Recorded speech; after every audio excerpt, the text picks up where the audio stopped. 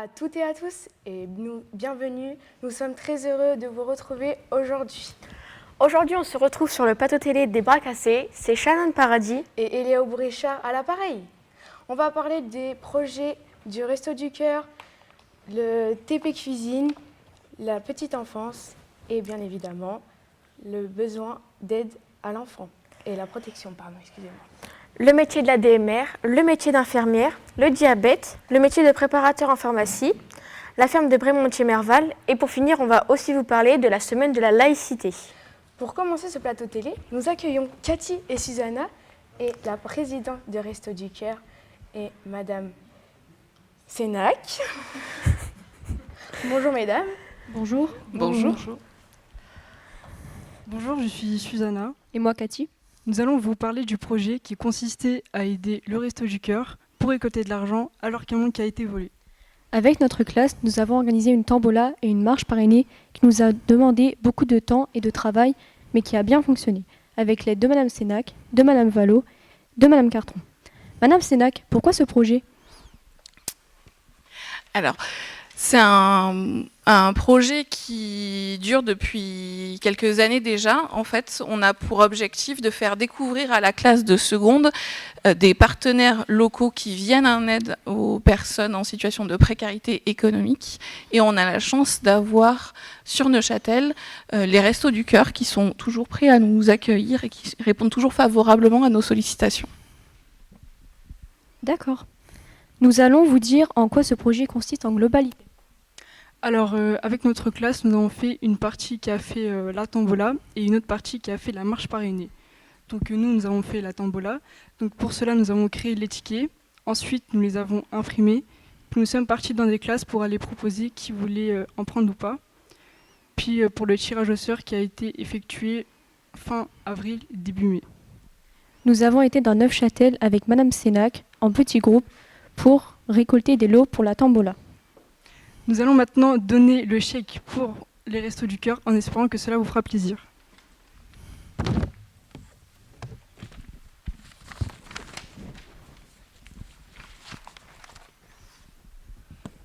Merci infiniment. Eh bien, écoutez,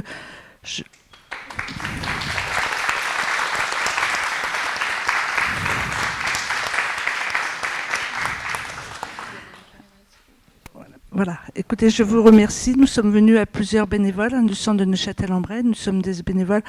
Bien sûr, il faut un responsable, mais comme je dis toujours, on est tous sur le pont, on doit tous travailler.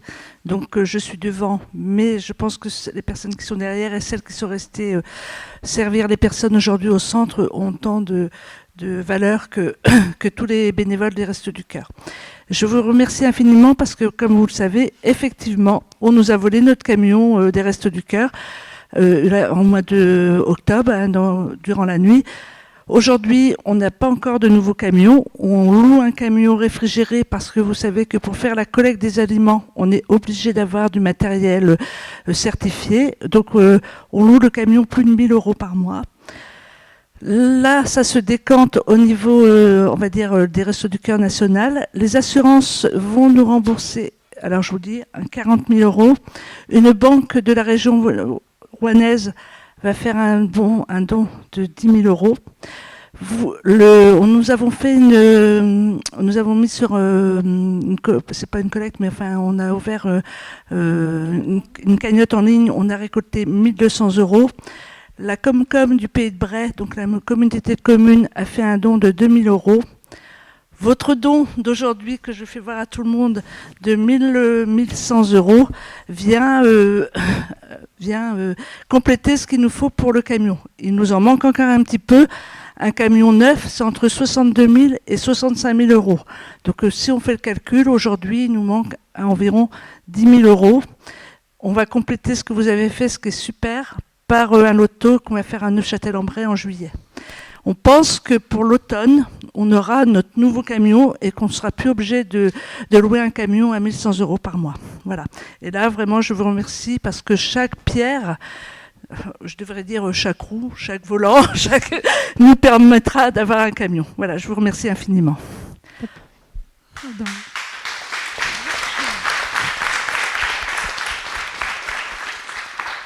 nous avons quelques petites questions à vous poser. Donc, que pensez-vous de l'implication, donc Madame la Présidente, excusez-moi, que pensez-vous de l'implication du lycée du Pays de Bray dans Alors, ce je voudrais projet? juste faire un petit bémol. On n'est pas le président, c'est à Paris, vous savez, là-bas, le président national. Au niveau des centres, on est des responsables de centre. Hein. Bon, on peut s'appeler président, mais bon, je préférais qu'on dise responsable à notre niveau. Donc, excusez-moi, je vous ai coupé. Pas de souci.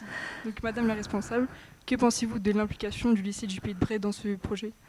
Eh bien, écoutez, l'implication du Pays de Bray, Madame Sénac l'a rappelé, ça fait déjà quelques années que nous sommes on va dire en partenariat au niveau des Restos du Cœur avec le lycée.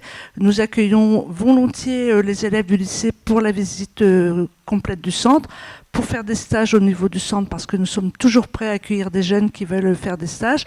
Et puis, ce partenariat, quelque part, enfin, je vais le dire comme ça nous réconforte parce qu'on se dit que, effectivement, on a beaucoup de familles qui sont en très grande difficulté, mais savoir que des jeunes, des plus jeunes prennent part et viennent aider les associations caritatives comme la nôtre, il y en a d'autres, eh bien voilà, je pense qu'au niveau des Restos du Cœur, c'est un plus.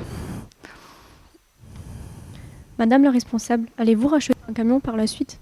Oui, comme je viens de vous le dire tout à l'heure, le projet, donc là, au niveau de la D76A, ça s'appelle comme ça au niveau de Rouen, il prospecte actuellement les garages, plusieurs garages, pour essayer de trouver comme pour tous, le meilleur camion, le moins cher.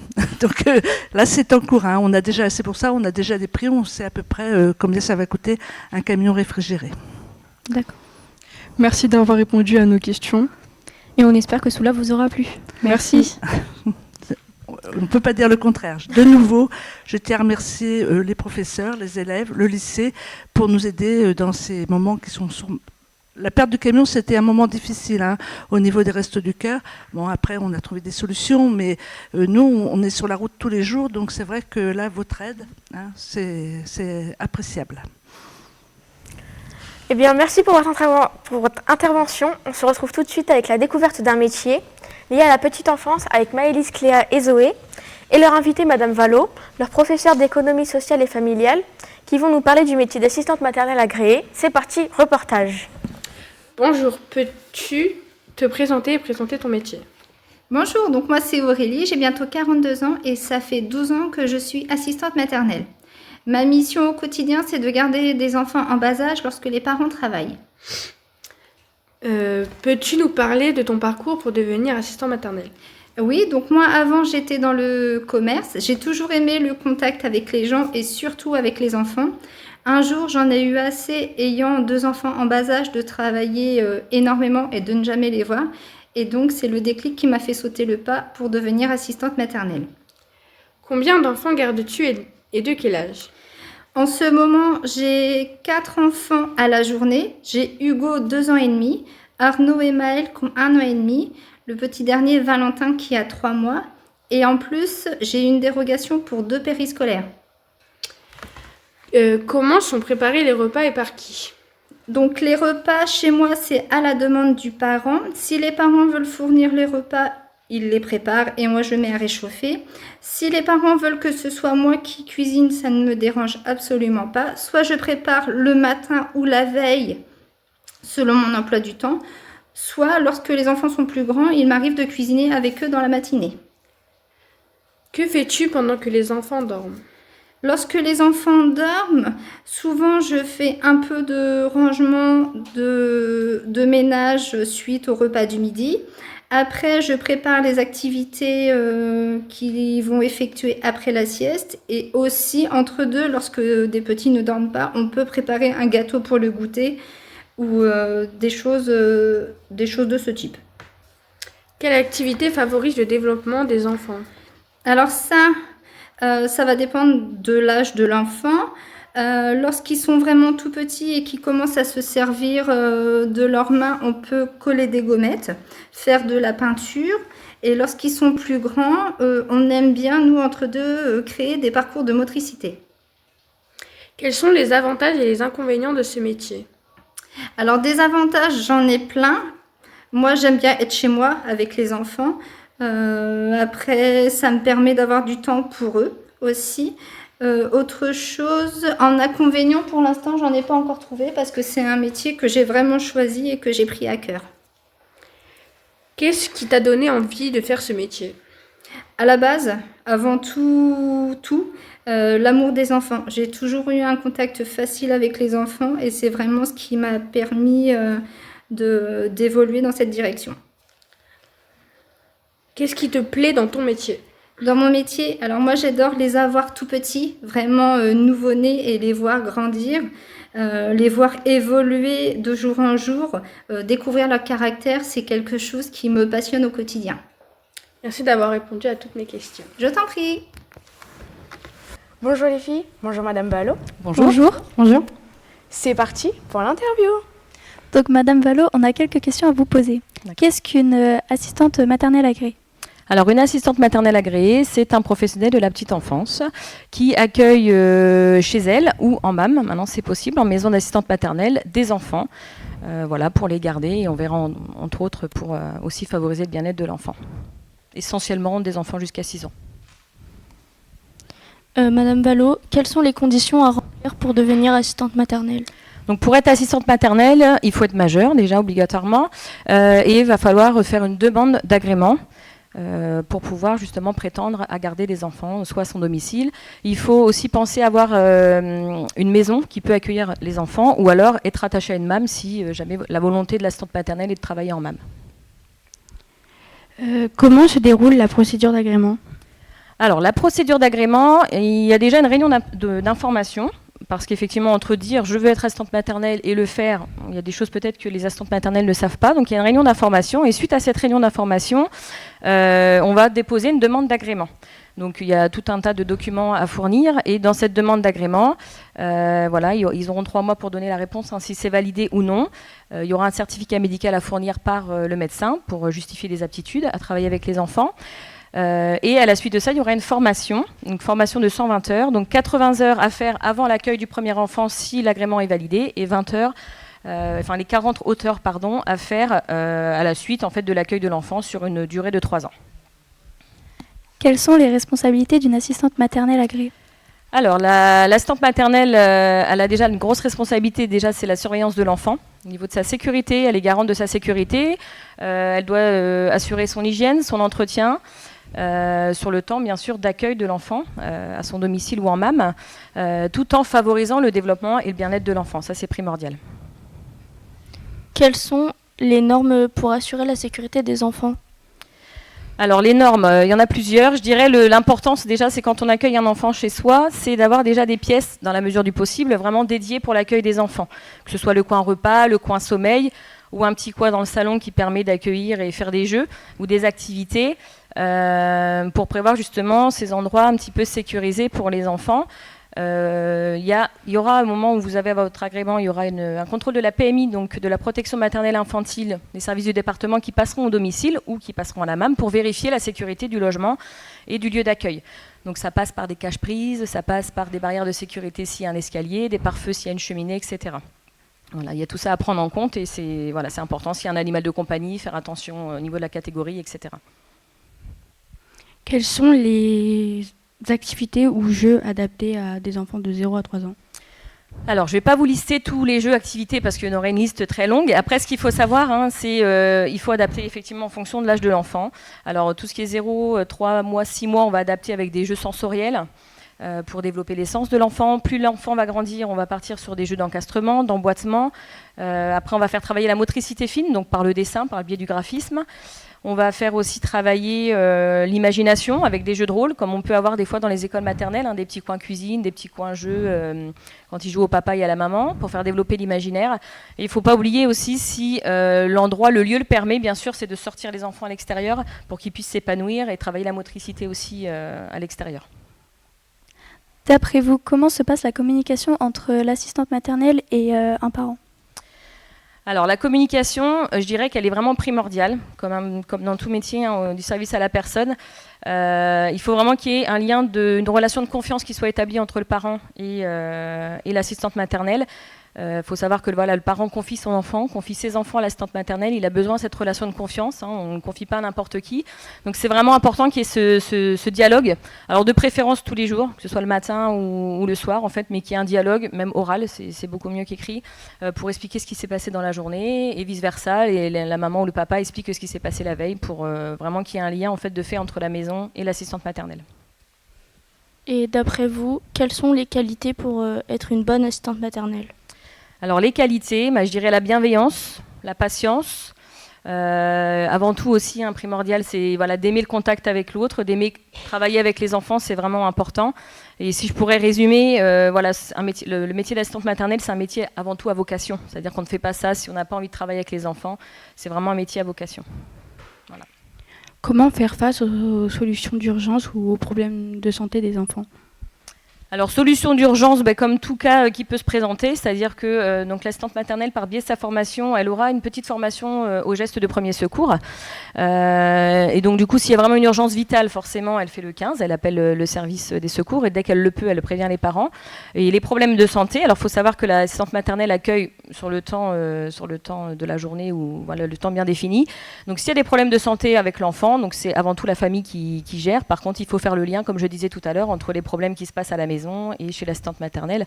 Voilà, l'un dans l'autre, il faut en référer de toute façon pour que ça se passe au mieux. Merci beaucoup d'avoir répondu à toutes nos questions et d'avoir pris du temps pour nous. De rien, merci à vous. Merci les filles et Madame Vallot pour leur intervention. Nous allons rester toujours dans le domaine de la petite enfance avec Anissa et Alice. Bonjour les filles. Bonjour les filles, bienvenue sur le plateau des Bras Cassés. Bonjour. Quel est le sujet dont vous allez nous parler aujourd'hui? Alors aujourd'hui, dans notre reportage, nous allons vous parler de comment bien s'occuper d'un enfant, en compagnie de Amy et Marion, des élèves de première. Bonjour. Bonjour. Bonjour. Marion et Amy, pouvez-vous nous parler de votre parcours scolaire? Alors nous, on a fait un CAP SAP Vert, donc c'est aide à la personne et vente en espace rural au lycée de Neuchâtel-en-Bray. Et maintenant, on a intégré le bac pro SAPAT, service aux personnes et au territoire, et du coup, maintenant, on est en première. J'aurais bien voulu apprendre à m'occuper des enfants, mais on n'a pas encore appris dans notre formation. Et ça tombe bien. Amy et Marion sont là aujourd'hui pour nous présenter comment s'occuper d'un enfant. Allons-y.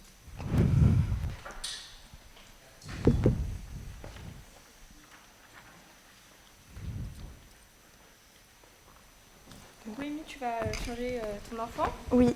D'accord. Je vais vous montrer comment. Tu le portes un peu mal, je trouve. D'accord. Enfin, Comment je fais? Il faut vraiment que tu mettes ton bras, voilà, ta main derrière sa tête. D'accord.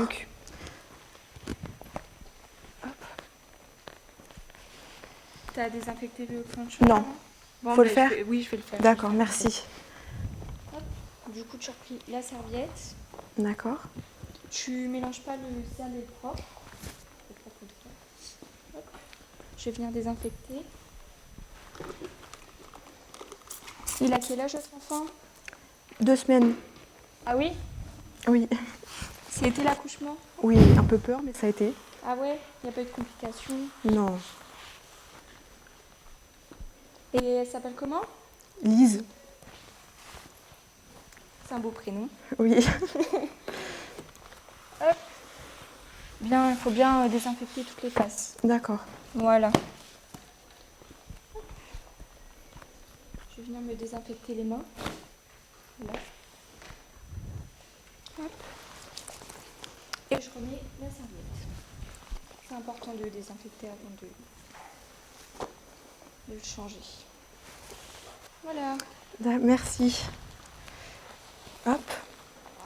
Du coup, là, j'ai procédé au change de l'enfant. D'accord. Du coup, je lave les mains d'abord. Oui, s'il vous plaît. D'accord. Hop. Tu peux mettre ton avant-bras si tu veux sur lui en attendant que tu te laves les mains. D'accord, ok. Donc là, je commence à déboutonner du coup les pressions. D'accord. Hop. J'enroule pour pas que ça tombe. Hop. Et je vois que tu le tournes bien, c'est bien. Donc là, j'enlève la couche. Hop. Il n'a pas de jouet pour le chat? Ah si. C'est bien de lui donner un petit jouet. Hop là. Voilà. Tu as vérifié la température de l'eau avant Oui, j'ai de- tout fait préalablement. D'accord, c'est bien. Et tu as vérifié la date de péremption sur le produit? Très bien.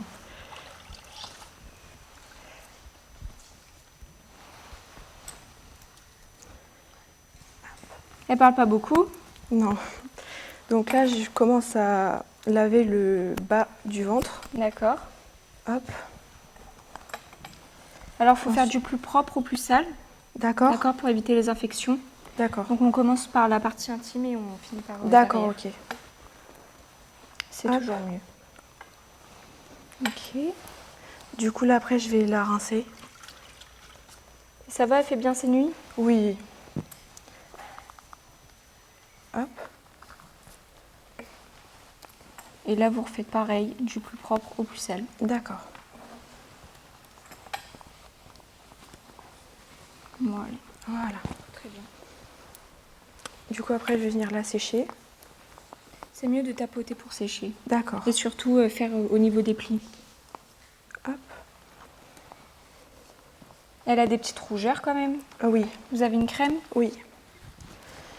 Du coup, je vais venir prendre. C'est souvent dû à l'irritation des couches. Oui.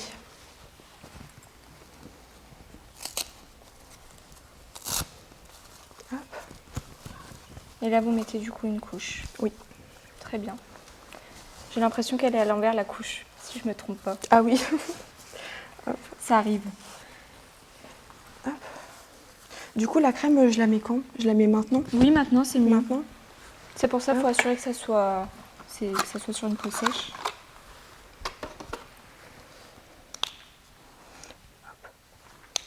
Vous avez bien désinfecté les mains avant? Oui.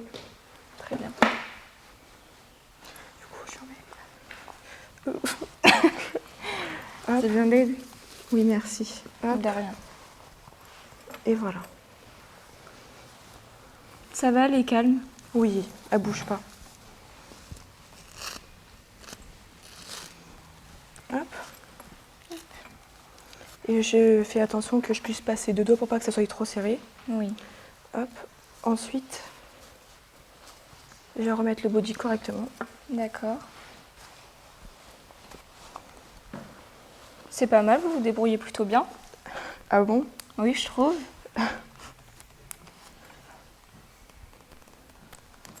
Et voilà. Merci. Merci beaucoup. Eh bien, merci les filles pour votre explication. J'espère que ça vous aura plu à vous et à vous les filles. Au revoir. Changeons de sujet, désormais passons au TP Cuisine. Nos camarades ont choisi de réaliser un reportage sur le déroulement d'une séance en TP. C'est parti, reportage. Se rendent dans la salle de changement pour se mettre en tenue professionnelle. Cette photo nous montre la salle de cuisine. Nous devons mettre une charlotte. Se laver les mains pour l'hygiène.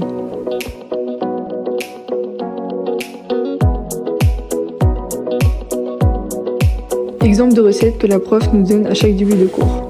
Nous devons faire le bio-nettoyage du plan de travail.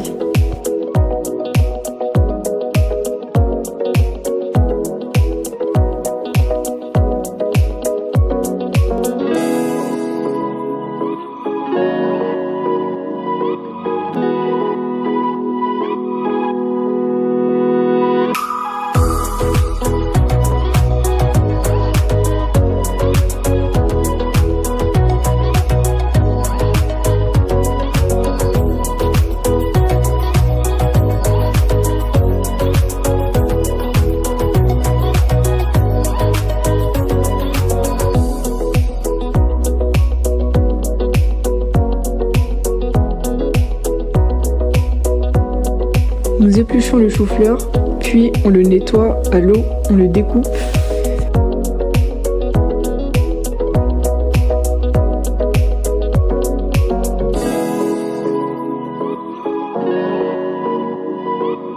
Ensuite, nous nettoyons le plan de travail.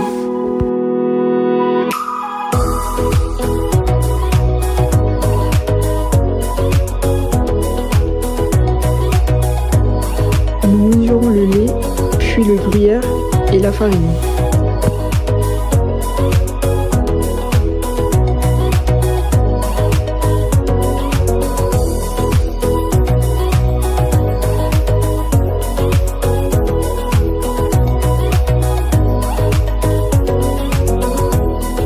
Nous mélangeons jusqu'à obtenir une pâte homogène.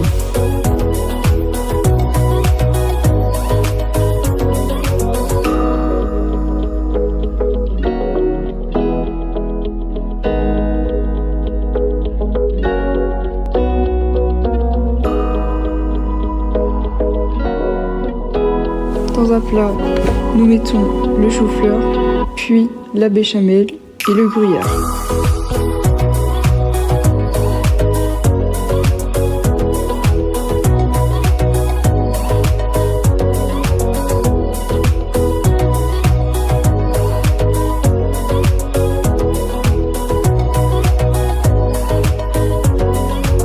Nous rajoutons le lait pour donner une sauce béchamel.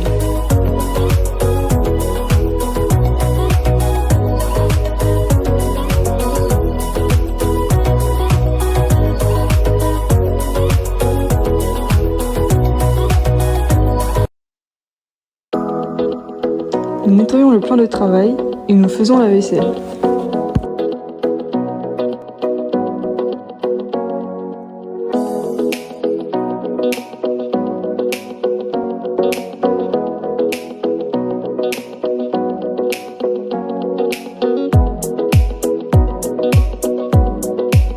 Ensuite, nous mettons le plat au four. Merci pour ces images. Nous accueillons Madame Vandeput, Louane et Maëlys. Les filles, avez-vous préparé une interview? C'est parti, la parole est à vous. Bonjour.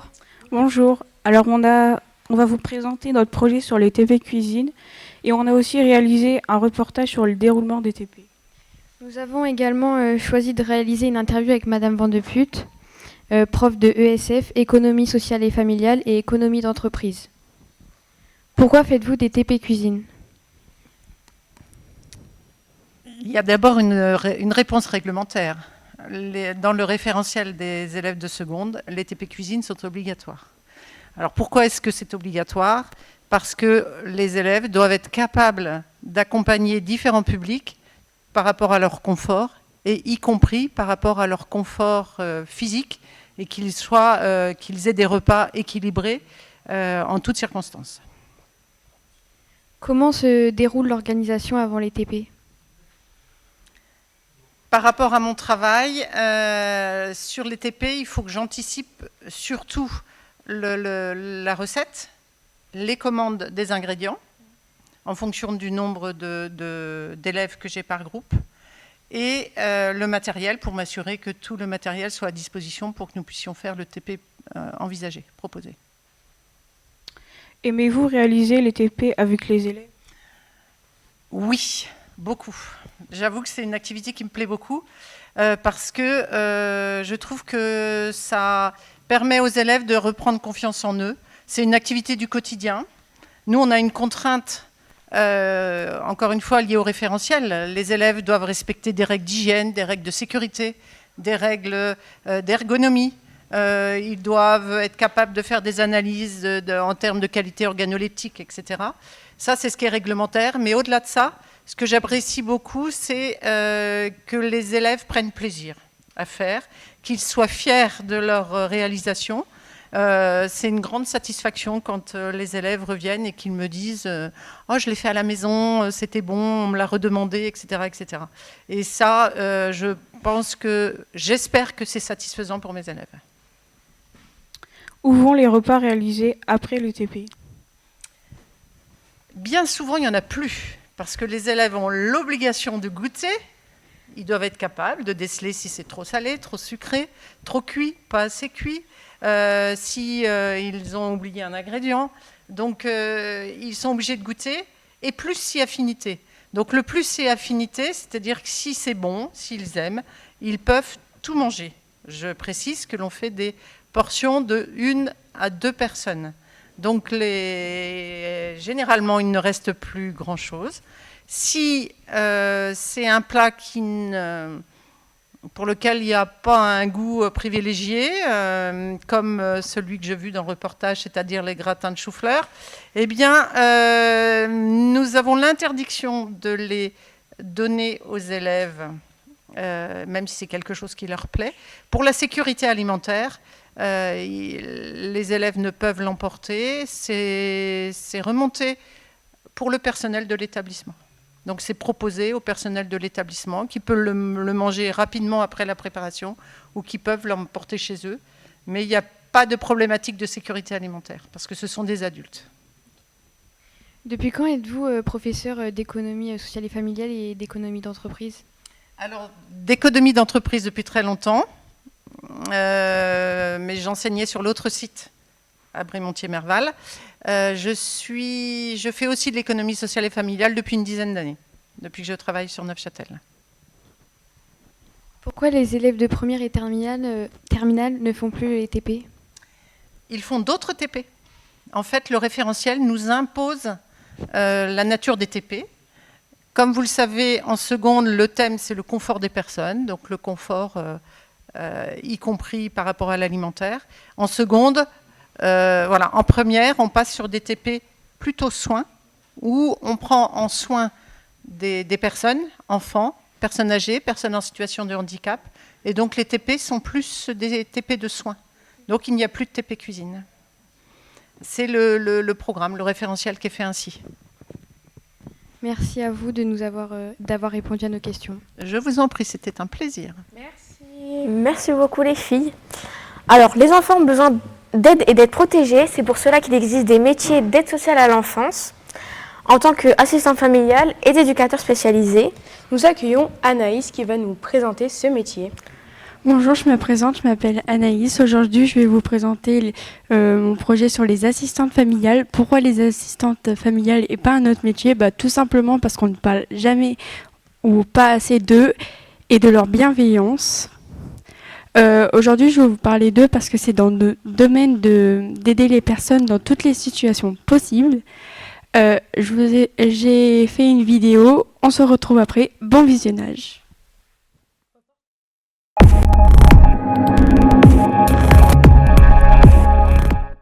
Bonjour, merci d'avoir répondu positivement à ma demande d'interview sur le métier d'assistante familiale. Bonjour. En quoi consiste le métier d'assistante familiale? Il consiste à accueillir des enfants qui sont placés par le juge à notre domicile afin de leur apporter tous les besoins fondamentaux qu'ils nécessitent. Pouvez-vous m'expliquer quel est le parcours pour devenir assistante familiale? Alors, on doit faire une demande d'agrément auprès de la PMI. Un agrément contient la possibilité d'avoir 3 accueils maximum. Ensuite, une fois l'agrément obtenu, on doit postuler au département ou aux associations qui protègent les enfants. Pouvez-vous me dire qui dirige les assistants familiaux? Comme je viens de le dire juste avant, c'est le service d'aide sociale à l'enfance. Enfin, pour moi, c'est le service d'aide sociale à l'enfance du département de la Somme. Combien d'heures travaillez-vous par semaine? Il n'y a pas de nombre d'heures parce qu'on travaille 7 jours sur 7 et 24 heures sur 24. Et quand les enfants ne repartent pas du tout chez leurs parents, en fait, on travaille tout le temps. Avez-vous des congés dans l'année? Oui, on a des congés dans l'année, 35 jours en comptant les samedis, dimanches. Que faites-vous des enfants? Quand je suis en congé? Oui.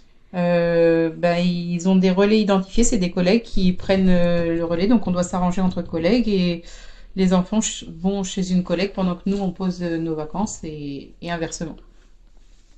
Combien d'enfants pouvez-vous accueillir? Alors moi personnellement j'ai un agrément mais... Nous sommes désolés, on a eu un petit problème technique. On reprend le quiz avec Anaïs. Question. Question 1. Quel est le rôle principal d'une assistante familiale? A. Aider les familles à faire le ménage. B. Accueillir à son domicile des enfants confiés par l'aide sociale à l'enfance. C. C'est Jeanne. Oui.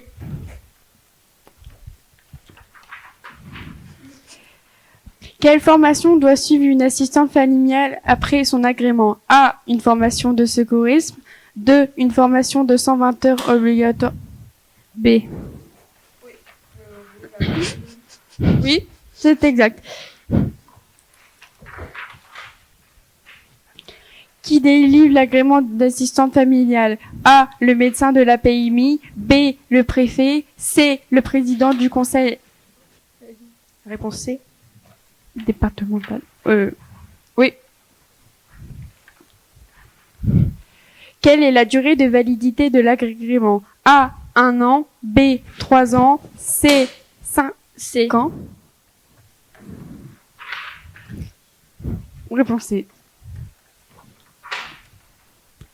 L'assistante familiale est salariée. A. Non, elle est bénévole. B. Oui, salariée du conseil départemental ou d'une structure habilitée. C. Non, c'est un travail. B. Apparemment, Juliette, vous pouvez la prendre. L'assistante familiale peut-elle accueillir plusieurs enfants? A. Non, il y manque un. B. Oui, jusqu'à 3 enfants avec agrément adapté. La B. Oui. L'assistante familiale participe-t-elle au projet éducatif de l'enfant accueilli? A. Non, ce n'est pas son rôle. B. Oui, en collaboration avec les travailleurs sociaux. B. Oui.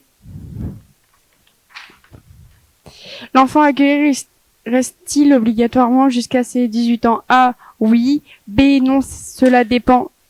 Ah, il a fait du bruit cette fois-ci. Et bah c'est réponse B. Bah bravo. Merci.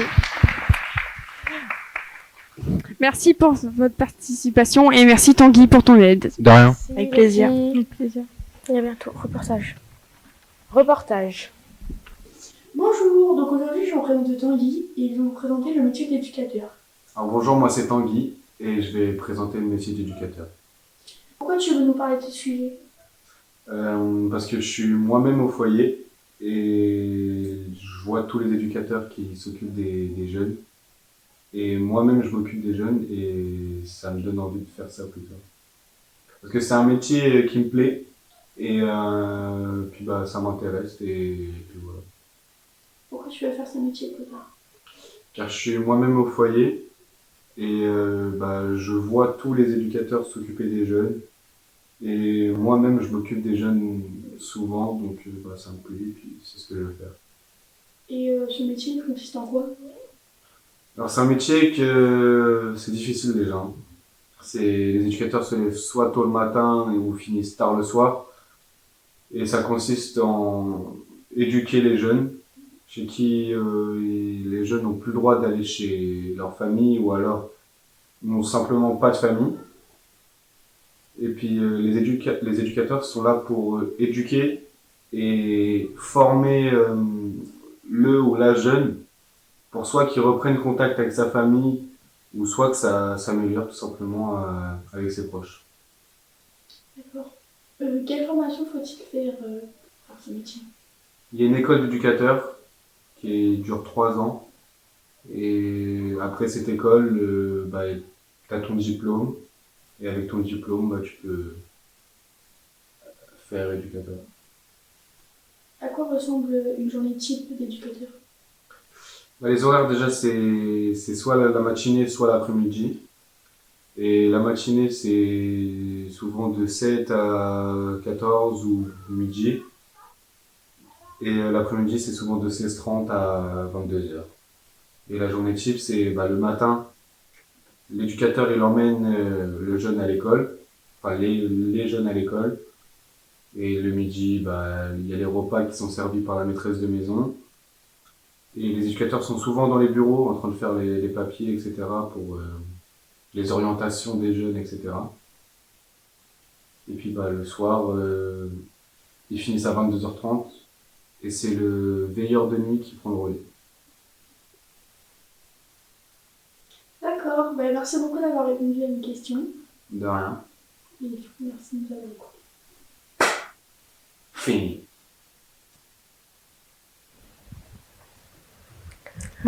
Bonjour Tanguy. Tu as participé à un reportage sur le métier d'éducateur. Peux-tu nous dire un peu plus, s'il te plaît? C'est Valentine qui m'a interviewé au foyer sur le métier d'éducateur.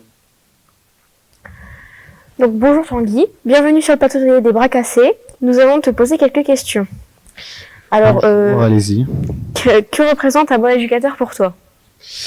Un bon éduc, c'est un éduc à l'écoute des jeunes et puis strict, mais dans la limite du raisonnable quand même. Comment ça se passe, la vie au foyer? La vie au foyer, c'est des chambres doubles et avec possibilité de décorer comme on le veut. Et les repas sont à des heures basiques, donc midi et 19h. Et ils proposent pas mal d'activités, comme des transferts pendant les vacances. Par exemple, moi j'ai eu l'occasion d'aller en Vendée, dans un chalet au bord de mer. Et je sais que les vacances de juillet-août, ils ont prévu d'aller dans un chalet en Bretagne. Depuis combien de temps es-tu placé au foyer? Je suis placé depuis le 8 février 2024. Est-ce qu'un jour, tu vas rentrer chez toi? J'ai mon jugement le 15 juillet et puis si tout se passe bien, je devrais rentrer chez moi normalement. Merci d'avoir répondu à nos questions et au revoir. De rien. C'est à toi, Léa. Changement de sujet, nous sommes également en compagnie d'Irina, de Susanna et d'Adeline qui vont nous parler du métier d'auxiliaire de vie. Bonjour les filles. Bonjour, donc on est Irina, Adeline et Susanna. Nous étudions au lycée du Pays de Bray à Neuchâtel-en-Bray et nous sommes en seconde de CAPAT. Une auxiliaire de vie, c'est quoi? Une auxiliaire de vie est un accompagnement pour les personnes âgées, les personnes en situation de handicap et encore les personnes qui ne peuvent plus assumer leurs actes de la vie quotidienne. Une auxiliaire de vie, elle travaille souvent à domicile, chez des particuliers ou même en foyer d'hébergement. Nous avons interviewé Jamie et Émilie, qui étaient auxiliaires de vie. Nous vous laissons avec l'interview. Reportage. Alors bonjour, moi c'est Jamie Émilie, j'ai 44 ans. Je suis aide-soignante depuis 2021, ancienne auxiliaire de vie. J'ai passé mon titre d'assistante de vie aux familles en 2012. Donc je vais répondre aux questions de Irina pour vous permettre de comprendre ce que c'est le métier d'auxiliaire de vie. Quelle est la première chose que vous faites en arrivant au domicile de la personne? Alors quand vous arrivez au domicile de la personne, déjà premièrement vous frappez à la porte. Vous attendez, si la personne est autonome, vous attendez qu'elle vous dise de rentrer. Si c'est une personne qui est démente, normalement vous avez les clés, donc vous rentrez vous-même, mais vous vous présentez en la saluant, lui disant bonjour et surtout bien dire que vous êtes l'auxiliaire de vie et votre prénom. Combien de temps en moyenne passez-vous au domicile de la personne? La moyenne d'une auxiliaire de vie chez une personne, c'est environ 30 minutes. Quel type de personnes allez-vous voir? Alors, au domicile, il y a plusieurs personnes selon les pathologies. Il y a les personnes autonomes que nous allons juste pour faire le ménage. Et il y a aussi les personnes qui sont alitées, où là, une aide-soignante peut venir nous aider pour les toilettes et tout ce qui est soins. Quelles sont les règles principales de sécurité? Alors, les règles principales de sécurité, il y en a plusieurs. Donc, premièrement, quand vous allez chez la personne aidée à domicile, vous êtes habillé normalement. Donc, si vous ne voulez pas souiller vos affaires, vous pouvez avoir des tenues adaptées. Donc, des vestes. Après, il faut savoir qu'il faut utiliser les bonnes postures, car il y a des personnes alitées qu'il faut à tout prix pouvoir déplacer, mettre dans leur fauteuil. S'il n'y a pas de matériel adapté, il faut à tout prix savoir les gestes postures. Ensuite, nous avons la sécurité au domicile. Les personnes aidées, c'est les risques domestiques. Donc, il faut regarder tout ce qui est dangereux pour la personne, les tapis, les objets encombrants, l'électrique. Il faut vérifier tout ça et connaître impérativement les numéros d'urgence. Donc, tout ce qui est numéro d'urgence, le SAMU, pompiers, police, urgence. Et puis, il y a l'hygiène aussi. Alors l'hygiène, la sécurité, l'hygiène, c'est important parce qu'il faut à tout prix se laver les mains, avoir des gants jetables pour les désinfections. Quelles sont les contraintes du métier? Alors les contraintes, c'est souvent les contraintes physiques. Alors les ports de charges lourdes, les aides au lever, au coucher, les transferts, les gestes répétitifs, ménage, toilette, habillage, les postures inconfortables, alors travail à genoux, courbé, en espace réduit, et la fatigue physique liée à l'intensité du travail. Quels sont les avantages de ce métier?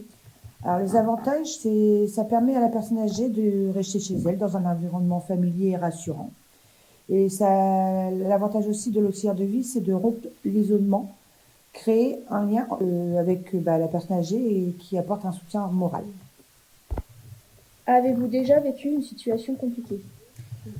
Alors oui, plusieurs, mais une en particulier, c'était mon tout premier décès. J'ai travaillé 1 mois chez une personne, c'était mon tout premier contrat à l'ADMR. C'était mon dernier jour. C'était un monsieur, et je m'occupais du monsieur et de sa femme. Et un matin, je suis arrivée et le monsieur était décédé dans son lit. Mais en tant qu'auxiliaire de vie, nous n'avons pas le droit de dire aux familles que leurs proches sont décédés. Donc, nous devons contacter immédiatement infirmières, proches. Et ça a été très compliqué car même si ça a été très vite, la durée que j'ai attendu que l'infirmière revienne, il a fallu que je m'occupe de sa femme, mais tout en faisant comme si de rien. Donc c'est vrai que c'était très très dur. Et par la suite, quand l'infirmière est arrivée et qui a pris la relève, c'est là que j'ai lâché prise en fait. Mais après, dans ces moments-là, il faut savoir qu'on a toujours un soutien. On peut toujours parler avec l'infirmière. Il y a toujours des personnes qui sont là pour nous soutenir. Donc sachez que si vous vivez dans des difficultés comme cela, vous n'êtes jamais seul. Il y a les collègues ou les infirmières. Shannon, avec tes 2 camarades, Jade et Brianna, tu as travaillé sur le métier de l'ADMR, n'est-ce pas? Oui, tout à fait. Peux-tu nous dire un peu plus sur ton sujet? Oui, bien sûr. Alors, du coup, on a réalisé avec un reportage qui va vous en dire un peu plus. Pourquoi avez-vous choisi ce sujet? Alors, avec mon groupe, on s'est dit que c'était... on connaissait des personnes dans ce domaine et on s'est dit que c'était l'idéal. Et d'ailleurs, je salue mes copines qui sont en régie. Nous allons passer à la diffusion du reportage. Bonjour, je m'appelle Shannon Paradis. Nous sommes en seconde pro SAPAT et nous allons vous présenter le métier de l'ADMR. ADMR veut dire aide à domicile en milieu rural. Nous allons vous présenter une personne qui en bénéficie. Ce métier apporte beaucoup de soutien aux personnes âgées et beaucoup de réconfort. Comment accueillez-vous le personnel de l'ADMR chez vous? Bien. Gentiment, quoi. Est-ce que le fait de voir d'autres personnes, ça vous fait du bien? Oui, bien sûr, oui. C'est nécessaire, quoi, pour nous, les personnes âgées, de voir beaucoup de monde autour de nous, quoi. Quelles sont vos difficultés que vous rencontrez au quotidien? C'est-à-dire que j'ai besoin d'être aidée, mais pas, comment dirais-je, pas comme des personnes qui peuvent pas se faire la toilette toute seule, tout ça. Moi, je sais pas ça. Pour l'instant, hein, je touche du bois, je suis encore assez valide, assez, voilà. Et comment l'ADMR vous aide? Comment Michel vous aide? Ah oui, c'est-à-dire qu'elle elle s'occupe de tout ce qui est à l'extérieur, si vous voulez. J'ai toujours des poules, j'ai mon petit chien, j'ai pas mal de choses qui ne veulent pas que je fasse. Par exemple, ils ne veulent pas que ce soit Michel ou que ce soit les autres personnes qui sont autour de moi, que je traverse le jardin pour aller dans les bâtiments là-bas au fond, où j'ai mes congélateurs et tout ça, et ils ne veulent pas que j'y aille parce que je risque de glisser, de tomber, et j'aurai personne pour venir me secourir, quoi. Alors ils veulent pas. Ça, c'est exclu. Avez-vous la possibilité de choisir vos horaires ou c'est imposé par la structure? Oui, d'un sens, c'est par exemple le matin, c'est Michel qui, parce qu'elle a d'autres personnes à s'occuper après moi, alors donc elle vient en premier chez moi vers 8 heures. Et les autres personnes, quand elle n'est pas là, ils doivent faire pareil. Ils doivent venir vers ces horaires-là, parce qu'ils ont d'autres personnes. Tout est presque minuté, si vous voulez, quoi. Ils ont des personnes à s'occuper. Pouvez-vous nous parler de votre parcours pour travailler à la DMR? En fait, suite à la parution d'un article dans le journal Le Réveil, où Madame Breton faisait un article pour recruter du personnel, donc j'ai appelé ce numéro et j'ai eu Madame Breton au téléphone pour postuler à la DMR. Aimez-vous votre métier? Si oui, pourquoi? Oui, j'adore mon métier parce que on est proche des personnes et moi, comme je le dis souvent, j'ai pas l'impression d'aller travailler, quoi. C'est un vrai plaisir. Avez-vous des liens fusionnels avec les personnes âgées chez qui vous allez? Oui. C'est une qualité, à la fois un défaut, mais oui. Comment gérez-vous les difficultés chez les personnes âgées? En fait, toute difficulté a une solution, j'ai envie de dire. On a le matériel adapté, ou entre collègues, on s'entraide. Voilà. Comment travaillez-vous avec les familles? Avec les familles, soit on laisse des mots, ou soit on arrive de temps en temps à les voir chez leurs proches.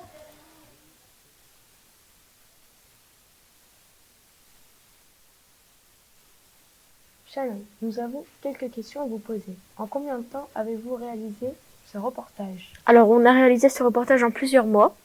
Et comment vous l'avez fait? Alors, on a interviewé des personnes, donc des personnes qui bénéficiaient de la DMR et des personnes qui travaillaient elles-mêmes à la DMR. Et on a pris des images qu'on a trouvées sur Internet, puis on a utilisé CapCut pour le montage. Merci Shannon pour toutes ces précisions. Avec plaisir.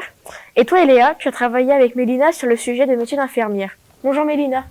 Bonjour, je m'appelle Mélina Friboulet, je suis en seconde SAPAT. Aujourd'hui, on va vous présenter le parcours d'une infirmière à l'hôpital et un parcours aussi d'une infirmière dans le milieu scolaire. C'est parti, reportage.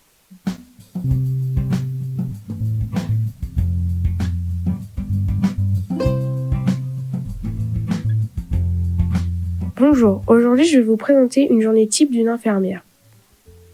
Bonjour, je m'appelle Sabrina, je suis infirmière depuis 21 ans. J'ai fait 11 ans dans un service de pneumologie et 10 ans actuellement dans un service de soins intensifs de cardiologie.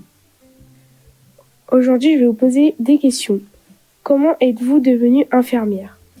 Alors, je suis la première de la famille. Il n'y a personne qui travaille dans le milieu médical ni paramédical. Alors, j'ai toujours aimé prendre soin des autres. Toute petite, je m'occupais déjà pas mal de mon petit frère. Et puis, j'ai connu une désensibilisation pour de l'asthme quand j'étais petite. Donc, j'ai eu contact avec des infirmières. Alors, c'est peut-être ce qui m'a amenée à devenir infirmière. Et votre parcours? Alors, moi, j'ai présenté le concours juste après le bac. J'ai pas fait de préparation après le bac. Et j'ai été reçue à l'école d'Abbeville, dans la Somme. Et j'ai commencé mes études en 2003. Quels sont les avantages? Alors, les avantages, le plus gros, je pense, c'est d'avoir choisi ma profession. Donc ça, c'est déjà le gros avantage. C'est un métier passion. J'ai l'impression d'être là où j'ai envie d'être. Donc, c'est déjà le gros avantage. Et les inconvénients? Alors, l'inconvénient, c'est un peu plus au niveau de la gestion de la vie familiale. On est absent dans des moments un petit peu cruciaux, parfois.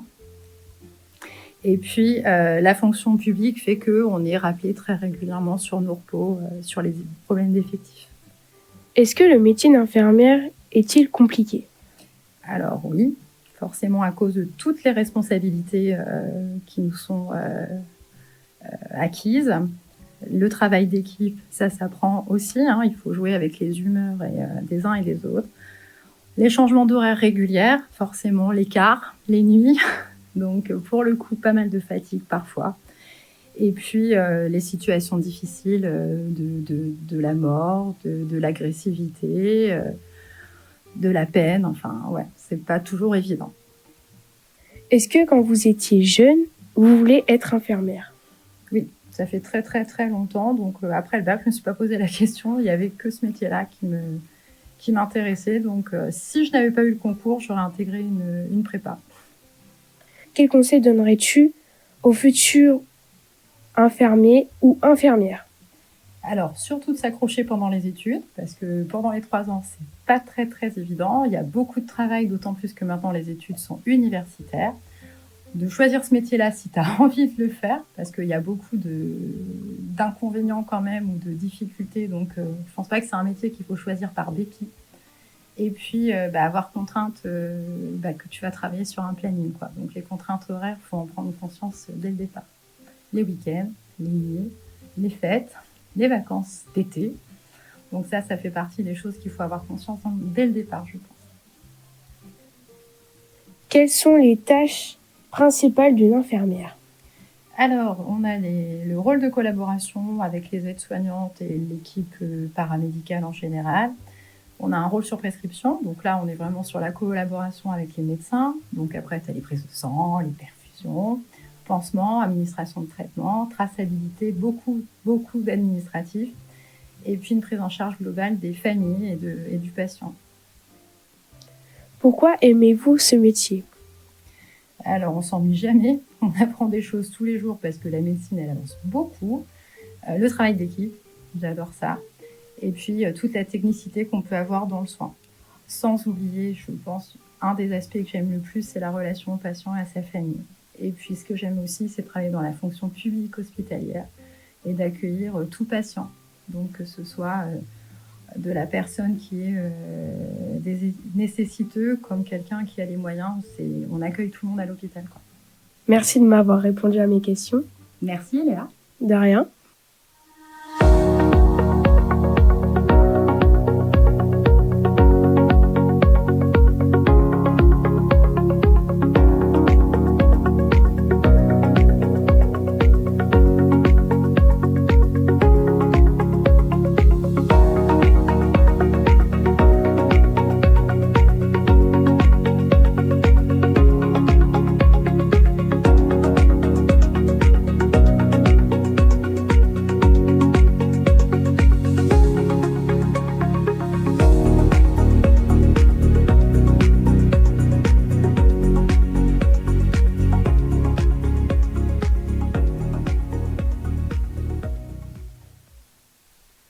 Merci beaucoup. As-tu une vidéo sur le métier d'infirmière à présenter? Oui, on a également interviewé l'infirmière scolaire pour comprendre les différences. Reportage. Bonjour, je m'appelle Léa Aubot-Richard, je suis en seconde SAPAT. Aujourd'hui, je vais interviewer une infirmière du milieu scolaire. Bonjour. Bonjour, je suis Véronique Leroux et je suis infirmière ici au lycée agricole de Neuchâtel-en-Bray depuis le mois de septembre. Aujourd'hui, je vais vous poser... je recommence. Aujourd'hui, je vais vous poser des questions. Quelle étude avez-vous fait pour devenir infirmière dans le milieu scolaire? Alors, j'ai un parcours pas classique puisque je suis née au Québec, je suis québécoise. Donc, j'ai fait tout d'abord mes études au Québec. J'ai fait 3 ans d'études à l'école d'infirmière au Québec. Quand je suis arrivée en France, il n'y avait pas vraiment d'équivalence à l'époque. Aujourd'hui, il y en a une, mais c'était avant. Donc, j'ai refait 2 ans à l'université à Rouen. D'accord. Depuis quand vous exercez ce métier? Alors, ça va faire 16 ans. Je suis diplômée depuis 2009. Ah oui. Qu'est-ce qui vous a poussé à faire ce métier? C'est une bonne question. Au départ, j'étais pas du tout partie pour faire ce métier. Je faisais des études dans l'hôtellerie, donc rien à voir. Et j'ai eu un accident et j'ai trouvé que le milieu hospitalier manquais de bonnes âmes et de bras, donc j'ai décidé de me reconvertir et d'être infirmière. Est-ce que vous pouvez nous décrire une journée de votre travail? Au lycée? Infirmière au lycée? Oui, exactement. Alors, j'arrive à 8h. Généralement, je lis mes mails. Et à partir de 8h30, il y a des passages d'étudiants principalement, qui viennent. Ça peut être pour un mal de tête, un mal de ventre. Dans ce que je vois beaucoup, oui, mal de tête, mal de ventre, un vomissement, diarrhée, des choses comme ça. Il y a énormément de mal-être. Donc, on discute de ce qui ne va pas, de voir les orientations qu'il y a besoin ou pas. Et après, je prépare des interventions parfois avec des élèves, enfin dans les classes, sur des thèmes comme la sexualité, les écrans, un peu de tout, quoi. Et puis, c'est énormément il y a des jours où il y a peu de monde, il y a peu de passages, et il y a des jours où il y a énormément de passages, toute la journée, voilà, sur des sujets différents. Parfois, il y a des urgences. Tous les jours, c'est différent. Quels sont les avantages et les inconvénients de ce métier? Alors, sur le métier d'infirmière en général, je dirais que les avantages, c'est l'échange avec les gens, c'est enrichissant, on a l'impression d'apporter un petit peu notre aide à tout le monde, c'est plutôt les avantages. Après, les inconvénients, ce qui n'est pas le cas en milieu scolaire, mais le plus gros des inconvénients, c'est les plannings. Typiquement, dans l'hospitalier, c'est les 2 jours de soir, de nuit, les jours fériés, les week-ends. Ça, c'est avec la vie familiale, c'est pas ça.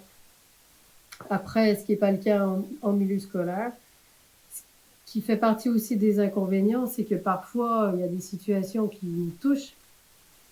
Et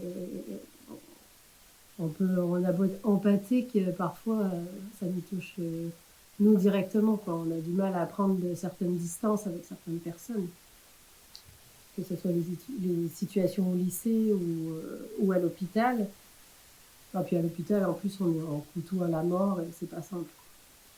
Mais sinon, les avantages, c'est de voir des gens différents tous les jours et c'est plutôt sympa. Les échanges sont sympas. Pouvez-vous nous expliquer une anecdote, s'il vous plaît? Alors, il y a plusieurs années, quand je travaillais au Québec, je travaillais en salle de réveil et je travaillais avec les enfants. C'était un hôpital que pour enfants. Et du coup, l'enfant s'était fait opérer. C'était un enfant de nationalité étrangère. Et puis, j'avais pas fait attention sur le papier. J'avais pas regardé son prénom avant de commencer à dire son prénom pour le réveiller. Et puis, je commence à tirer sur son bras et puis bouger sa jambe pour essayer de le stimuler, tout ça. Et j'ai allez, on se réveille, allez. Et je regarde la fiche et son prénom, c'est Taimore. J'ai allez, t'es mort. C'est fini. L'intervention, elle est finie, t'es mort. Réveille-toi. Du coup, j'ai bien ri. Ça m'apprendra à ne pas lire la fiche avant. Voilà. Merci beaucoup d'avoir répondu à mes questions. Ah ben de rien, ça fait plaisir. Et alors, les conclusions? Avec les résultats des vidéos, nous avons pu constater que le métier d'infirmière n'était pas similaire. N'ont pas la même journée. Merci beaucoup les filles. Nous avons également Annaline et Aline sur le plateau. Les filles, pouvez-vous vous présenter? Bonjour, nous sommes Aline Levis et Annaline Payen. Nous sommes toutes les deux des élèves de seconde pro Sapat au lycée agricole du Pays de Bray, qui est situé à Neuchâtel-en-Bray. Aujourd'hui, on va vous parler du diabète qui touche plus de 589 millions de personnes dans le monde. Pour cela, nous allons vous faire passer notre interview pour en savoir plus sur le diabète. Nous avons interviewé Louis Sénéchal, qui est élève de première et qui est diabétique, et Madame Leroux, notre infirmière du lycée. Bon visionnage à tous et on espère que ça vous plaira. Reportage. Je m'appelle Véronique Leroux, je suis infirmière au lycée agricole du Pays de Bray. Je suis diplômée depuis 2009 maintenant. Nous on se présente, je m'appelle Annaline Payen, je suis en seconde Sapat. Aujourd'hui on va vous parler du diabète. On a quelques questions pour vous. Oui. Qui peut avoir le diabète? Tout le monde. En fait, il y a 2 types de diabète. Il y a le type 1 qui est plutôt le diabète des enfants et des adolescents et le type 2 pour les gens de plus de 40 ans. Qu'est-ce que le diabète? Alors, le diabète, c'est une dysfonction du pancréas. En fait, c'est le pancréas qui produit pas ou peu d'insuline ou qui produit une insuline mais qui n'est pas assez efficace en fait. Et ce qui fait que le taux de glucose augmente dans le sang. Quand se déclenche le diabète, ça peut être n'importe quand. En fait, c'est si par exemple le pancréas il produit plus ou pas assez d'insuline, le taux de sucre dans le sang va augmenter et là il y a un moment où il va y avoir des signes. Et puis c'est à partir de là qu'il faudra faire une prise de sang pour savoir la glycémie dans le sang et puis par exemple faire une hémoglobine glyquée, c'est une prise de sang pour savoir sur un plus grand laps de temps est-ce qu'il y a eu trop de sucre dans le sang pendant trop longtemps. Pourquoi le diabète se déclenche? Bah, c'est un petit peu ce que j'ai dit tout à l'heure en fait. Ça se déclenche chez les jeunes, le type 1, c'est parce que la production d'insuline, elle est inexistante ou très très faible. En fait, les cellules dans le pancréas, elles produisent pas correctement l'insuline. Et après, le diabète de type 2, où c'est plus des gens plus âgés, on va dire au-delà de 40 ans, c'est qu'il y a une production d'insuline, mais qui est trop faible ou qui est pas assez efficace, ou quand les cellules, elles utilisent pas bien l'insuline ou qu'il y a une résistance à l'insuline. Généralement, ce qui arrive chez les plus âgés, en fait. C'est un diabète qui est non insulinant dépendant. C'est le diabète de l'âge.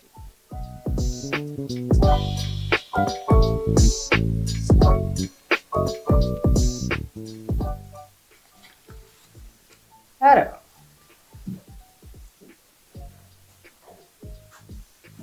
Du coup, tu as une préférence de doigt? Non, pas du tout. Non. Alors, on va faire ici.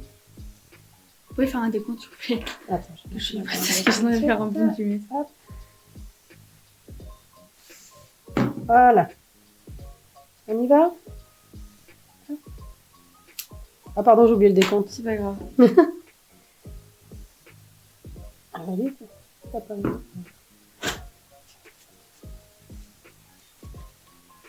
Alors, on a 82 mg par décilitre, donc 0,82. Généralement, quand on est à jeun le matin, c'est dans les alentours de 0, c'est en dessous de 0,70. Donc là, on a dû manger un petit peu ce matin. Oui. Voilà. Sûrement. Donc on est largement dans les normes. C'est une glycémie qui serait, quand on est à jeun, supérieure à 1,25, où là, il faut se poser des questions. Quels sont les moyens de prévention du diabète? Le diabète de type 1, le diabète de l'enfant et de l'adolescent, il n'y a pas vraiment de moyen de prévention parce que c'est dès la naissance et c'est pas dû à une mauvaise hygiène de vie. Alors que le diabète de type 2, c'est généralement une alimentation qui n'est pas très équilibrée, qui est très sucrée, qui a quelqu'un qui aurait peu d'activité physique par exemple. Et du coup, dans les façons de prévenir, ça serait d'avoir une alimentation équilibrée, faire du sport ou une activité physique au moins 3 fois par semaine de 30 à 45 minutes et puis d'éviter les aliments sucrés ou ultra transformés par exemple. Merci beaucoup pour vos renseignements. Et de rien les filles, bienvenue. Au revoir. Au revoir. Bonjour, on va vous parler du diabète. Pour cela, nous allons interviewer Louis Sénéchal. Est-ce que le diabète handicape? Oui, il m'handicape car je dois faire des contrôles de glycémie au quotidien. Est-ce que c'est dur à vivre? Oui. Parce que, du coup, oui, je dois faire des contrôles de glycémie à chaque repas, à chaque jour, à chaque repas. Comment tu l'as su? Car j'ai eu un rendez-vous au docteur, car j'avais fait une prise de sang et il a vu que j'avais un taux de glycémie trop haut. Et du coup, il m'a conseillé d'aller voir un diabétologue, ce que j'ai fait à l'hôpital de Dieppe. Et il m'a dit que j'avais de la glycémie, du diabète. Depuis quand es-tu atteint du diabète? Depuis le 15 juin 2022. As-tu un appareil pour gérer ton diabète? Ouais, un piqueur. J'ai un piqueur, en gros, ça permet de piquer le sang, de piquer le doigt, et ça donne une goutte de sang avec une mandette, et puis c'est pour ça. Après, j'ai mon taux de glycémie. D'accord. Qu'est-ce qui se passe quand tu es en hyperglycémie? Des coups de chaud, lourd dans mon corps, mais il n'y a pas trop de symptômes, on va dire. Il n'y a pas trop de symptômes pour le diabète. On voit pas beaucoup. D'accord. Alors les filles, pourquoi avez-vous choisi ce sujet? Nous avons choisi ce sujet parce qu'on voulait en savoir plus sur la pathologie du diabète. On a pu comprendre que cette pathologie est assez compliquée à gérer et que malheureusement beaucoup de personnes en sont atteintes. Cette information-là, elle va nous servir pour notre vie professionnelle plus tard. Merci pour votre écoute. Merci à vous les filles. Nous avons également Damien et Luna qui ont travaillé sur le métier de préparateur en pharmacie. Bonjour à tous les deux. Bonjour les filles. Alors nous allons vous parler du métier du préparateur en pharmacie. Damien, as-tu des questions à poser à Luna sur ce métier? Oui, j'en ai une. Luna, j'ai entendu dire que ta mère exerçait ce métier. Peux-tu nous en dire un peu plus? Alors oui, je lui ai posé quelques questions en interview vidéo et nous allons la voir dans quelques instants. C'est parti, reportage. Depuis combien de temps tu fais ce métier? Je suis diplômée depuis 2003, soit 22 ans. Quelles études faut-il faire pour ce métier? J'ai fait un bac et un brevet professionnel préparateur en pharmacie en 2 ans. Mais maintenant, c'est un DUST préparateur en pharmacie après le bac. Est-ce que les préparateurs en pharmacie peuvent vacciner? Oui, depuis décembre 2024, les préparateurs peuvent vacciner lorsqu'ils ont suivi une formation à l'administration des vaccins. Les médicaments peuvent être vendus sans ordonnance? Il y a des médicaments qui peuvent être vendus sans ordonnance. En fait, les médicaments ont plusieurs listes, donc soit sans liste, donc en général c'est les médicaments vendus sans ordonnance. Après il y a liste 1 et liste 2. Liste 2, il faut absolument en fait avoir une première ordonnance si jamais la personne reveut en fait une boîte par la suite. On trouve combien de préparateurs en pharmacie et de pharmaciens dans une pharmacie? Alors, c'est difficile de dire le nombre de pharmaciens ou de préparateurs dans une pharmacie, on va dire normale, parce que déjà, qu'est-ce qui est la normalité? Après, le nombre de pharmaciens adjoints est déterminé en fonction du chiffre d'affaires. Pour les préparateurs, il n'y a pas réellement de règles. Tout dépend de la plage horaire surtout et de ce que préfère faire le pharmacien titulaire. À quoi sert le métier de préparateur en pharmacie? Alors, le préparateur travaille toujours sous la responsabilité du pharmacien. C'est le pharmacien seul qui décide tout. Et le préparateur, il est en charge donc de préparer les prescriptions médicales, bien entendu, de gérer les stocks, les commandes, de faire les périmés, de faire l'inventaire. En fait, il est quand même multitâche et du coup, pareil, maintenant, il peut vacciner. Voilà, le métier évolue en fait d'année en année. Donc ce qui peut être enrichissant. Après, on n'a plus du tout ou très peu de préparation parce que maintenant il faut des normes et très peu de pharmacies en fait les pratiquent. Il y a des pharmacies vraiment typiques auxquelles on envoie en fait les préparations, ce qui était le cœur de métier avant. Eh bien, merci pour ce reportage. Luna, est-ce que le métier est un métier que vous voulez exercer à l'avenir ou c'est juste un métier qui vous intéresse? Alors, je me vois pas l'exercice plus tard. C'est vraiment un métier qui m'intéresse. Interview très intéressante. Luna, avez-vous une question pour Damien?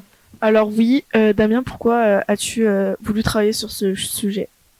J'ai voulu travailler sur ce sujet parce que c'est un métier que je veux faire. Le métier me plaît, le corps du métier me plaît. J'ai réalisé 2 stages d'observation en 3e année dernière et j'aimerais continuer après le bac les études pour être préparateur en pharmacie. Merci pour cette interview. Le sujet est intéressant et nous savons un peu plus sur le métier de préparateur. Merci à Luna et à Damien et merci d'avoir parlé sur ce sujet. Et vous nous avez préparé une petite mise en scène? Oui. Bon, c'est parti.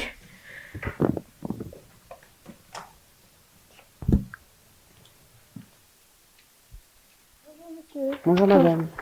Voici mon ordinateur. Très bien. Alors, Doliprane 500G. D'accord.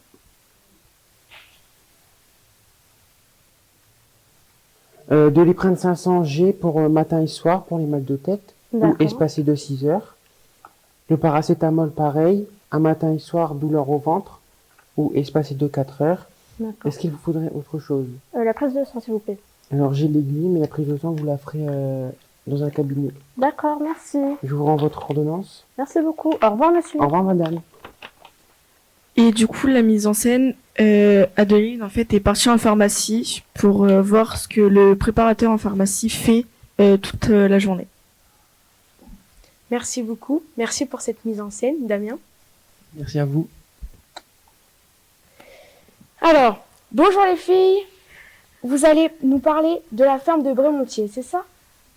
Oui, c'est ça. Bonjour, nous sommes Chloé et Anaïs. Nous allons vous présenter le lycée de Brémontier-Merval, là où la campagne rime avec le savoir-faire. Donc, perché au cœur de Pays de Bray, entouré de champs verdoyants et de haies végétales et de quelques vaches qui font office de voisines de classe, le lycée de Brémontier-Merval est bien plus qu'un simple établissement. C'est un lieu de formation, de passion, de découverte et de soupçon d'aventure agricole. Situé dans un environnement rural préservé, le lycée offre un cadre de vie unique en son genre. Ici, l'air est pur. Les levées de soleil sur le pâturage sont dignes d'une carte postale. Le château de Brémontier, qui trône fièrement au centre du domaine, donne au lycée un petit air de Poudlard version agricole. Le lycée propose une gamme de formations allant de la seconde au BTS, avec des spécialités dans le domaine de l'agriculture, la gestion des espaces naturels ou encore des filières hippiques. On y apprend autant à maîtriser les outils numériques qu'à manipuler des outils plus terre-à-terre.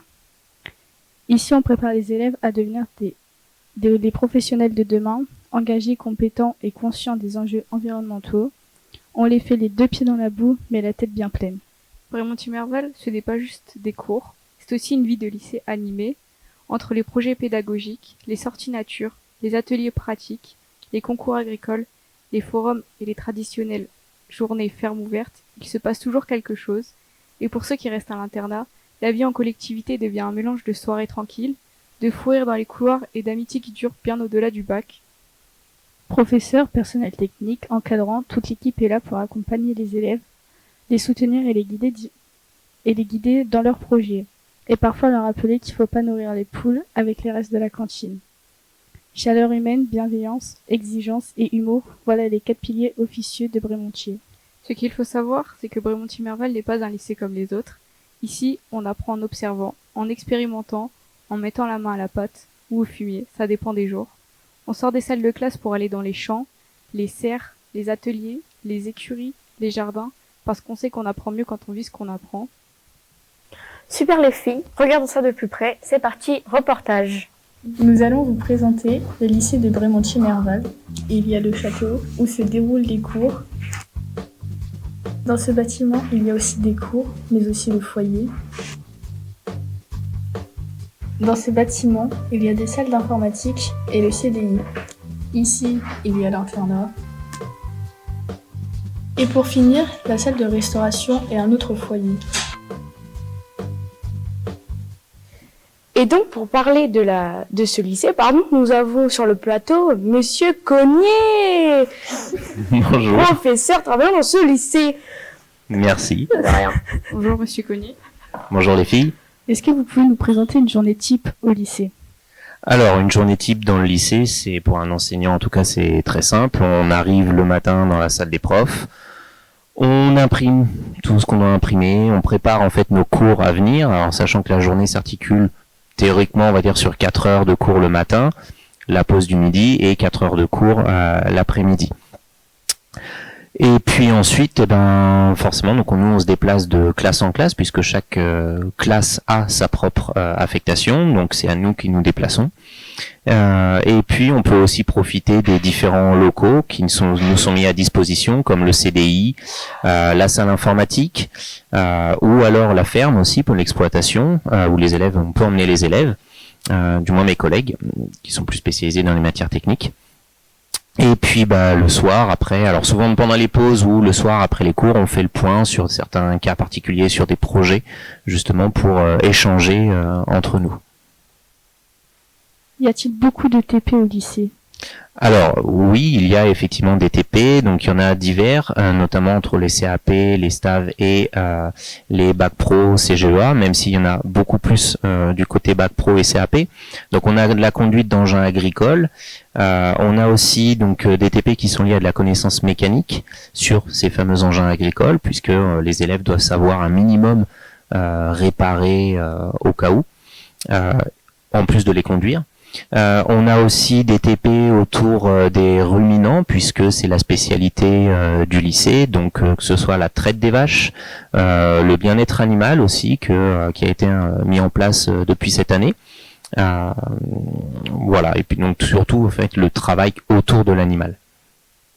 Quelles sont les matières principales enseignées au lycée? Alors, les matières principales, comme dans tout, on va dire, bac professionnel, il y a les matières scientifiques et littéraires, mais bien sûr les plus spécifiques, ici les matières professionnelles et techniques. Donc on va avoir les matières donc de production animale, vraiment sur tout ce qui tourne autour de l'animal, alors plus particulièrement encore une fois du ruminant. La science et technique de l'agroéquipement et science et technique de l'agronomie, pardon. Donc agroéquipement, donc tout ce qui va être lié justement aux engins agricoles, et l'agronomie, tout ce qui va être lié notamment aux plantes, et donc son lien avec que ce soit l'élevage ou l'agriculture.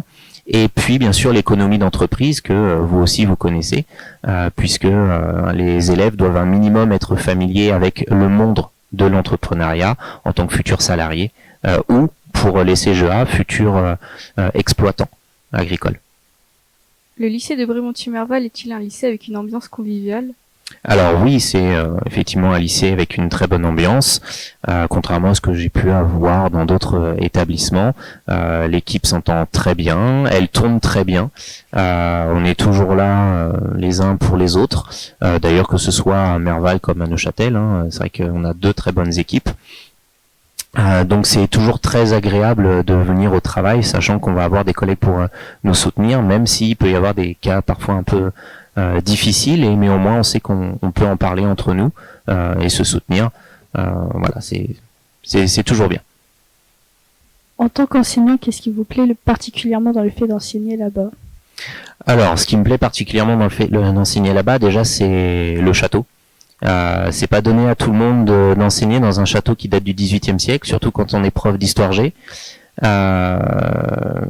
C'est un site magnifique. Les pièces sont magnifiques. D'ailleurs, le nom des salles qu'on leur donne, ce ne sont pas des numéros, même si officiellement ce sont des numéros, mais nous on leur donne des noms comme la salle billard, la salle bibliothèque, ou d'ailleurs dans chacune, on a de très belles salles en bois, avec des revêtements en bois. C'est vraiment super beau. Et puis moi je me souviens surtout en fait de la première fois où je suis arrivé à Merval, où il y avait de la nuage, il y avait de la brume qui se déposait sur le château. On était le matin et avec la luminosité et cette brume, on serait vraiment cru en fait dans Harry Potter. Et je me suis empressé tout de suite de prendre une photo du site, de l'envoyer à mon meilleur ami et je lui ai dit regarde, je suis à Poudlard. C'est trop génial. Les élèves participent-ils à des projets ou concours agricoles en dehors du lycée? Alors oui, alors bien sûr je peux pas tous les nommer parce qu'il y en a quand même beaucoup, il y a beaucoup de sorties sur des sites, sur des exploitations agricoles. Il y a des séjours parfois qui sont organisés. Moi personnellement j'en avais fait un dans le Cotentin avec une classe l'année dernière où justement on avait été visiter une ferme et aussi l'usine qui était à côté pour justement on va dire mettre sous plastique les condiments. Il y a d'autres sorties qui sont organisées. Alors tous les ans, les élèves, on envoie des élèves au salon de l'agriculture, ce qui est super intéressant pour eux parce que c'est quand même un très très gros rassemblement. Et puis cette année, par exemple aussi, les CAP ont participé à un concours organisé par la MSA, donc la mutuelle agricole, et ils ont organisé des jeux de société qu'ils ont proposés et ils ont eu la chance, avec le très bon travail qu'ils ont fait, de finir premier et troisième et de remporter des prix. Donc c'est toujours une satisfaction pour les élèves dans ces moments-là. Quelle est votre anecdote la plus mémorable vécue avec les élèves là-bas? Alors j'en ai beaucoup. Alors je vais en citer deux. Je sais pas si elles sont. En tout cas pour moi, elles étaient drôles sur le moment et elles sont liées aussi à des liens privilégiés avec certains élèves. Une fois où j'avais demandé aux élèves de réécrire une pièce de théâtre qui était pas du tout comique, elle était tragique. On avait un enfant qui se faisait assassiner d'une famille royale russe, qui se faisait assassiner, et puis j'ai leur ai demandé de transformer ça en version comique. Je leur ai dit surtout vous me faites ça aux petits oignons, et donc les élèves m'ont écrit une pièce de théâtre où ça parlait d'oignons, il y avait des oignons partout, je crois qu'il y avait un élève, il y avait le prince qui était en train de se faire tuer avec des oignons. Enfin bon, c'était devenu complètement burlesque. Et puis une autre fois plus attendrissante, on va dire, un de mes anciens élèves qui avait des problèmes de bégaiement, et donc je l'avais pas mal malmené pour quand même qu'il lise régulièrement, et à la fin de l'année sa grand-mère m'avait effectivement félicité m'avait remercié pour le travail que j'avais fait avec lui. C'est toujours très sympathique, très émouvant d'avoir un petit retour comme ça de la part aussi de l'élève, et d'une famille qu'on ne connaît pas ou qu'on ne voit pas. C'est, on va dire, les petits moments qui sont super agréables. Merci d'avoir répondu à nos questions. Merci les filles. Le lycée de Brémontier-Merval, c'est un lieu d'enseignement moderne dans un cadre naturel, des formations concrètes tournées vers le vivant et l'avenir, une ambiance conviviale où chacun peut trouver sa place, et un petit grain de folie, rural mais assumé, qui fait tout son charme. Bref, Brémontier-Merval, c'est un lycée à part, et c'est justement pour ça qu'on s'en souvient. Merci. Merci à vous. Nous accueillons en plateau Mélina qui a réalisé un reportage sur la laïcité. Mélina, peux-tu nous en dire un peu plus, s'il te plaît? Bonjour, j'ai décidé de présenter ce sujet car c'est un sujet qui m'intéresse à cause du harcèlement. La semaine de la laïcité, elle est maintenant imposée dans les établissements scolaires à cause des événements tragiques qui ont eu lieu. Des professeurs se sont fait assassiner après avoir montré des caricatures dans les classes. Très bien, c'est parti, reportage. Bonjour, je me présente, je m'appelle Mélina, je suis une élève de seconde pro Sapat. Aujourd'hui, je vais vous parler de la semaine de la laïcité, à laquelle la classe de seconde pro Sapat a participé du lundi 2 décembre au vendredi 6 décembre 2024. J'ai choisi de vous présenter ce sujet car c'est un sujet qui m'intéresse beaucoup. La laïcité garantit un libre exercice des cultes et de la liberté de la religion ainsi que la liberté vis-à-vis de la religion. En 1905, il y a une loi qui est imposée sur la séparation de l'Église et de l'État. Chacun peut avoir sa religion sans la montrer dans certains lieux où cela est interdit. Durant la semaine, la classe de seconde pro Sapat a réalisé des dessins de presse, des BD sur la charte de la laïcité à l'école et étudié quelques caricatures. Nos créations ont été exposées dans notre salle de classe.